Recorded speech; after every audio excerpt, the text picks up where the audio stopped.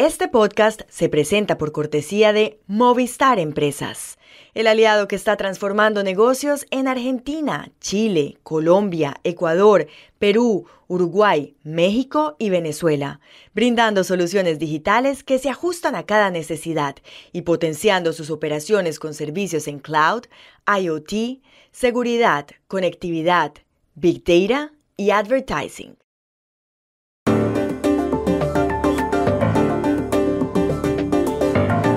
Joe Biden y Donald Trump protagonizaron ayer en Atlanta el primer debate televisado de la campaña presidencial en Estados Unidos, que está muy caliente. ¿Quién ganó? ¿Qué se puede concluir de este cara a cara?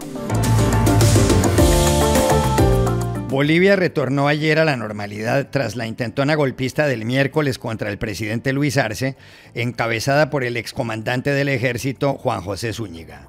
Pero, ¿habría sido un golpe o un autogolpe? Este domingo se lleva a cabo en Francia la primera vuelta de las elecciones parlamentarias anticipadas. Según las encuestas, ganarán la ultraderecha y los conservadores. ¿Cómo se explica un respaldo tan fuerte? Hola, bienvenidos a Y esto no es todo, el podcast del Georgetown Americas Institute de la Universidad de Georgetown en Washington, D.C. Soy Juan Carlos Iragorri, desde Madrid. Soy Paz Rodríguez Niel desde Buenos Aires. Jorge Espinosa está haciendo un trabajo de campo. Es viernes 28 de junio y esto es todo lo que usted debería saber hoy.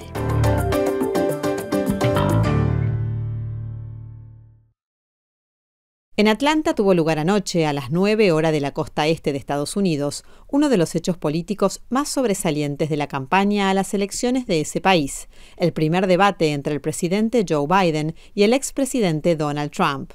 Biden, un demócrata de 81 años, y Trump, un republicano de 78, accedieron hace poco a este cara a cara que fue organizado por la CNN y moderado por dos de sus periodistas políticos más famosos, Jake Tapper y Dana Bash. El segundo y último debate entre Biden y Trump está agendado para el 10 de septiembre, una vez hayan pasado las convenciones demócrata y republicana. Lo organiza la cadena de televisión ABC. En los sondeos de intención de voto, Biden y Trump están empatados. En el debate hubo tensión.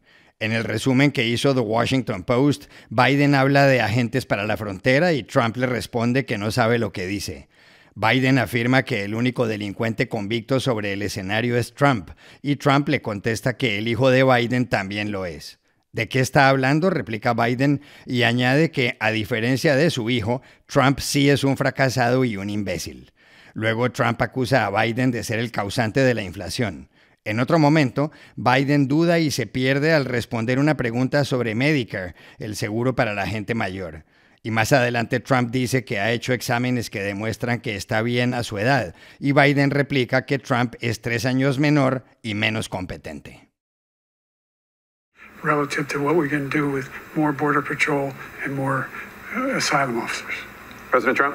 I really don't know what he said at the end of that sentence. I don't think he knows what he said either. The only person on this stage is a convicted felon is the man I'm looking at right now. But when he talks about a convicted felon, his son is a convicted felon. What are you talking about? You have the morals of an alley cat. My son was not a loser, was not a sucker. You're the sucker. You're the loser.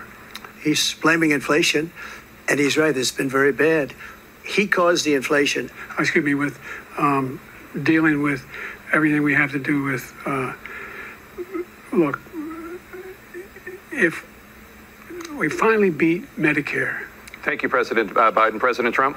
Well, I took 2 tests, cognitive tests. I aced them. Go through the first 5 questions. He couldn't do it. This guy's 3 years younger and a lot less competent.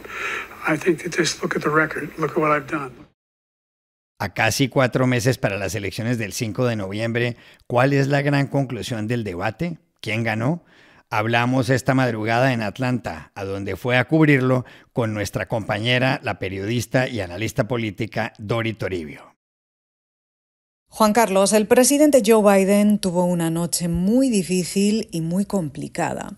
Desde los primeros minutos del debate, que comenzó como perdiendo la voz, carraspeando, algo afónico y después vacilante, perdiendo el hilo por momentos al hablar de economía y sanidad. Y a partir de ahí no remontó. Durante 90 minutos frente a un Donald Trump al mando, a la ofensiva, energético y, ojo, lanzando falsedades, imprecisiones y exageraciones una tras otra sobre el 6 de enero, las leyes del aborto, las políticas fiscales, la inmigración, la delincuencia. Incluso preguntaron varias veces a Trump si aceptará los resultados de estas elecciones y no contestó a la pregunta. Pero esto no es nuevo y las expectativas con Trump estaban tan bajas que al mantener su postura seria y centrada durante el debate, Trump salió beneficiado en comparación. Todos los titulares y análisis aquí destacan ahora la preocupación mayúscula en los círculos demócratas con el presidente Biden tras el debate. Hay periodistas como John King, de CNN, que habló de pánico agresivo de los demócratas tras lo que pasó en el debate. Hay medios como Político que aseguran que hay ahora miembros del partido que están cuestionando el futuro electoral del presidente Biden y se preguntan si habría que evitar que sea el candidato demócrata incluso a estas alturas. La exdirectora de comunicación de la Casa Blanca de Biden, Kate Bedingfield, dijo anoche que fue un debate muy decepcionante y que Biden no mostró la energía que esperaban ver muchos estadounidenses que tienen dudas sobre su edad y sobre si Biden puede con un segundo mandato. El equipo del presidente dijo anoche que Biden estaba resfriado, pero eso llegó tarde. También es cierto que hay otras voces que piden calma y dicen que esto es solo una noche y que quedan muchos meses por delante. Y la propia vicepresidenta de Estados Unidos, Kamala Harris, aseguró en directo en CNN al filo de la medianoche que Biden tuvo un inicio lento del debate, pero que lo importante es el contenido, dijo, defendiendo al presidente.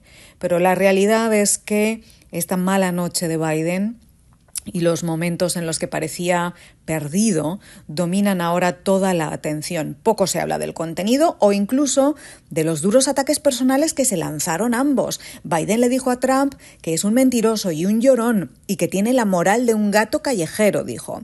Y Trump llamó a Biden fracasado e incompetente en una noche tensa, agria y sobre todo muy difícil para el presidente de Estados Unidos, quien perdió el cara a cara, porque la gran debilidad de su candidatura, su edad y las dudas que tienen por eso muchos votantes, quedó de relieve. De hecho, CNN publicó una encuesta rápida anoche entre los espectadores del cara a cara. Un 67% de los encuestados creen que ganó Trump y un 33% creen que fue Biden quien ganó el debate.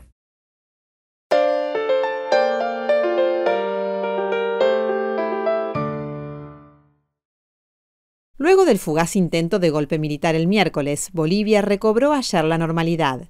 Mientras el presidente Luis Arce despachaba ya en el Palacio Quemado, la sede del Poder Ejecutivo, el ministro de Gobierno, Eduardo del Castillo, hacía algunos anuncios sobre el levantamiento. En instalaciones de la policía, Del Castillo presentó ante la prensa, esposado y custodiado, al general Juan José Zúñiga. Zúñiga ocupó la comandancia del ejército hasta el martes, cuando fue destituido. Al día siguiente dirigió la toma militar del Palacio Quemado. Presentar al primer delincuente aprendido, al señor Juan José Zúñiga Macías, un inquebrantable compromiso con el pueblo boliviano y con la democracia en nuestro país. Vamos a batallar, vamos a litigar, no serán procesos fáciles, pero vamos a garantizar el derecho a la no repetición del pueblo boliviano y que se sentencien a estas personas que han tenido la osadía de generar una seducción de tropas. Zúñiga fue removido del cargo después de haber dado unas declaraciones según las cuales el expresidente Evo Morales no podía volver al gobierno jamás. Su relación con Morales ha sido agria. Recientemente, el exmandatario lo acusó de haber urdido un plan para espiarlo. Juan José Zúñiga fue detenido el miércoles por la noche y en ese mismo momento dijo que el levantamiento militar había sido idea del presidente Arce, que pocos días antes le pidió inventarse algo para elevar la popularidad del gobierno. El periodo de Arce expira en noviembre de 2025.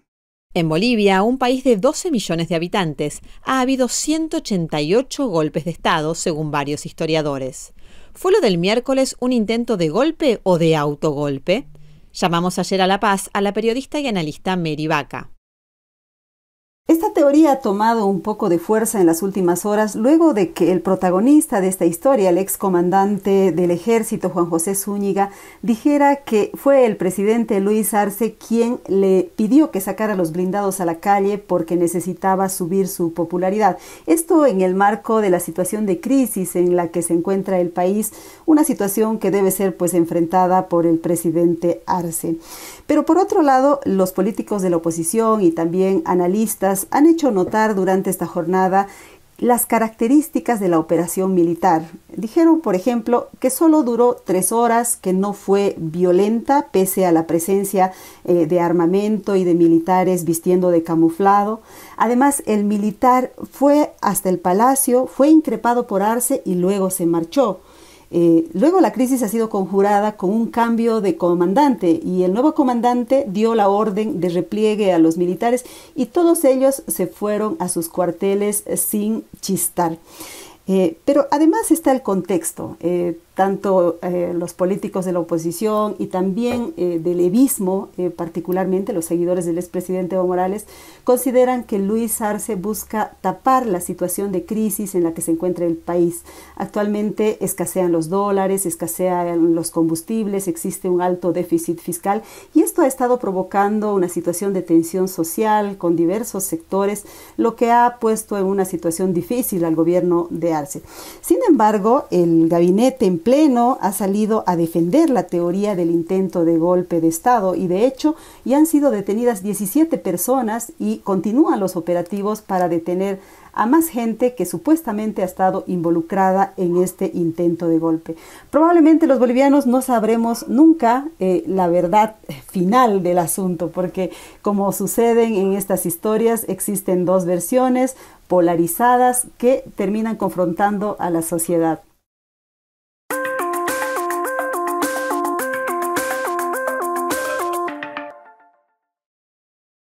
Este podcast se presenta con el patrocinio de Tecnoglass, el poder de la calidad. Tecnoglass es la compañía líder en la manufactura y comercialización de vidrios, ventanas y fachadas para el mercado de la construcción en Estados Unidos y el mundo. Para mayor información, visite nuestra página web www.tecnoglass.com. Este domingo los franceses definen su futuro político. Tendrá lugar la primera vuelta para elegir a los miembros de la Asamblea Nacional. Son 577, que es el número de cantones del país. Allá donde ningún candidato logre más del 50% de los votos, habrá una segunda vuelta el 7 de julio. Las elecciones fueron convocadas anticipadamente el 9 de junio por el presidente Emmanuel Macron. Ese día, su partido perdió en los comicios al Parlamento Europeo. Triunfó Rassemblement National, Reagrupamiento Nacional, encabezado por la ultraderechista Marine Le Pen. Ahora el problema para Macron es que el domingo, según las encuestas, Reagrupamiento Nacional y los conservadores obtendrán unos 240 escaños. Si eso se cumple, todo indica que el próximo primer ministro, elegido por la Asamblea, será Jordan Bardella, protegido de Marine Le Pen. Bardella dijo en un debate en las últimas horas que si los franceses eligen el cambio, él será el primer ministro de todos, que el debate democrático ha sufrido mucho en los últimos 7 años y que, si él gana, el que sufrirá es el sectarismo izquierdista que se ha impuesto en la discusión pública. Si nos compatriotes font le choix de l'alternance et du changement dimanche, moi d'abord j'entends être le Premier ministre de tous les Français. Je pense que la démocratie française a beaucoup souffert de la brutalisation du débat démocratique depuis 7 ans. Elle souffrira beaucoup du sectarisme, qui est le propre aujourd'hui, je crois, de cette alliance de gauche que les Français découvrent, parfois avec des craintes, depuis quelques jours, quelques mois dans le débat public.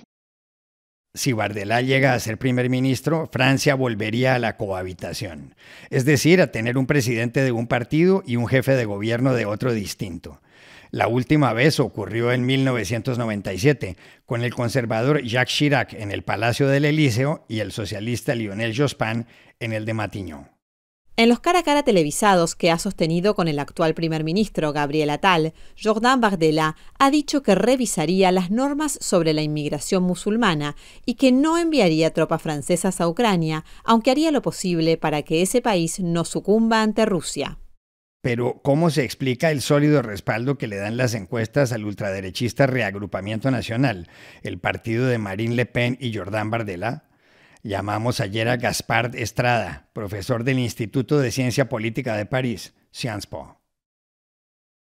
Bueno, me parece que uno de los factores explicativos de este nivel inédito de la extrema derecha en Francia está ligado a la percepción que hoy en día el Partido Encuentro Nacional de Marine Le Pen es un partido normalizado, es decir que si bien hace 20, 30 años la extrema derecha generaba no solamente suspicacia, pero inclusive odio en sectores importantes de la sociedad, lo cual confinaba a este electorado a algunas categorías bien identificadas, los sectores más pobres, desempleados, obreros, gente que hace algunas décadas podía votar por el Partido Comunista Francés, por ejemplo, antes de la caída del muro de Berlín, y que confinaba este voto a ciertas categorías. Bueno, esta situación cambió.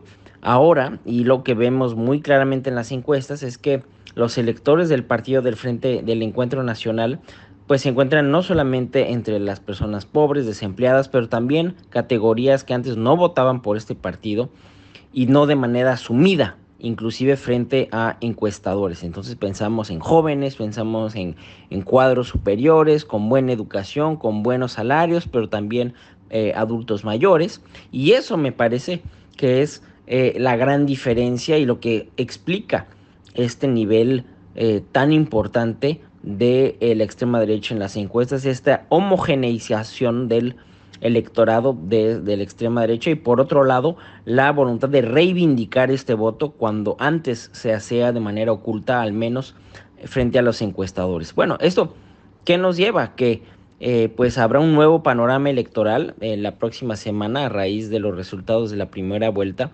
y veremos durante esta segunda vuelta que durará una semana, pues si el Encuentro Nacional podrá capitalizar sobre esta ventaja electoral para ganar una victoria en la Asamblea y por ende gobernar Francia.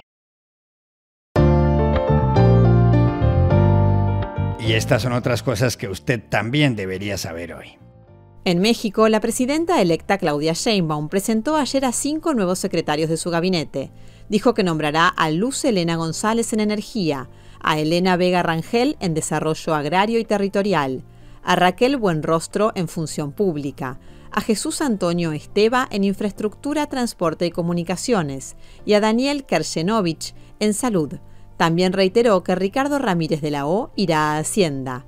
Varios han trabajado con ella o con el presidente Andrés Manuel López Obrador. Sheinbaum se posesiona el 1 de octubre. El Tribunal Supremo del Brasil descriminalizó ayer la posesión de marihuana de uso personal y convirtió a ese país de 200 millones de habitantes en el más grande de cuantos han aprobado esa política. El fallo, que no legaliza el tráfico de cannabis, permite que una persona tenga para su propio uso hasta 40 gramos. Grupos de derecha que están en desacuerdo con la sentencia han comenzado ya en el Congreso los trámites de una legislación en sentido contrario. Un momento difícil atravesaba anoche la jefa del gobierno italiano, Giorgia Meloni, luego de que un medio investigativo llamado Fanpage revelara videos y chats donde queda claro que integrantes de las juventudes de su partido político, Fratelli d'Italia, usan insultos contra los judíos y hacen el saludo del ex dictador fascista Benito Mussolini. Incluso llegan a criticar a la senadora Esther Mieli, copartidaria de Meloni, por ser hija de alguien que sobrevivió al holocausto nazi. Hasta ayer, Meloni guardaba silencio. Y aquí termina el episodio de hoy de Y esto no es todo, donde siempre habrá más. En la producción estuvo John F. Burnett. Y pueden suscribirse a este podcast en nuestro sitio web, yestonoestodo.georgetown.edu, seguirnos en nuestras cuentas de X y de Instagram, @yestonoestodo, y buscarnos en nuestro canal de YouTube. Chao, hasta la próxima.